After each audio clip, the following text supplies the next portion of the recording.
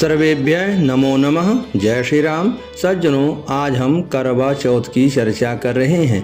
यह पावन पर्व इस वर्ष 1 नवंबर 2023 दिन बुधवार मृगशिरा नक्षत्र, परिघ योग और ववकरण में पड़ रहा है।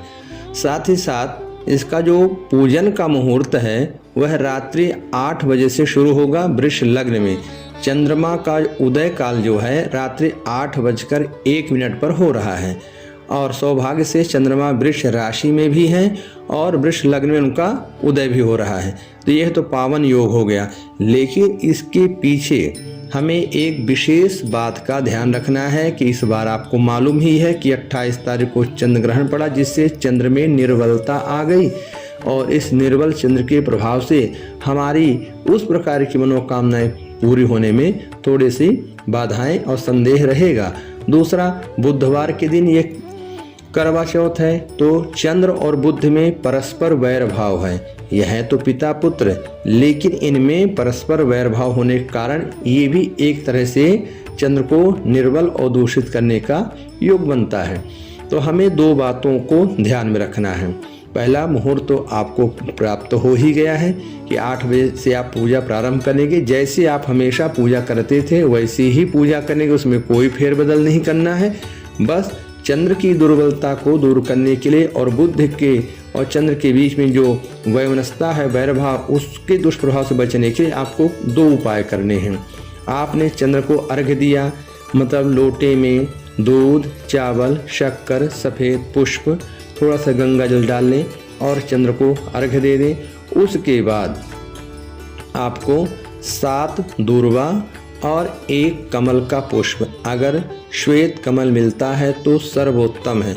अगर किसी कारणवश श्वेत कमल नहीं मिल रहा है तो आपको श्वेत गुलाब का पुष्प लेना है और उसमें थोड़ा सा इत्र लगा करके और ओम दधि शंख तुषार आभम क्षीरदारणव संभवम नमामि शशिनम सोमम शंभोर मुकुट भूषणम, यह कह करके वो दूर्वा और कमल का पुष्प अथवा गुलाब का पुष्प चंद्र भगवान को भेंट करना है।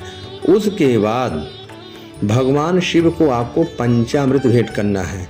यह विशेष योग इसलिए करवाया जा रहा है क्योंकि चंद्र ग्रहण और बुधवार को करवा चौथ का पड़ना, इन दोनों में जो थोड़ी सी विसंगति है उसके दुष्प्रभाव से बचने के लिए और अच्छे प्रभाव को पाने के लिए भगवान शिव का मंदिर हो आसपास, वहाँ जाएं, या घर में भगवान शिव की फोटो है या शिवलिंग है तो वहाँ करें। ये दोनों नहीं है तो आप उसी जगह जहाँ पे अर्घ्य दे रहे हैं वहीं से भगवान शिव को स्मरण करें। अपने भारत में तो 12 ज्योतिर्लिंग हैं, किसी भी ज्योतिर्लिंग का ध्यान करके स्मरण करके और प्रदान करें। वैसे सर्वोत्तम तो होगा कि सौराष्ट्र सोमनाथम जा, भगवान सोमनाथ जो बोले जाते हैं अपने गुजरात राज्य में, सोमेश्वर महादेव सोमनाथ ज्योतिर्लिंग जो हैं उनका स्मरण करें।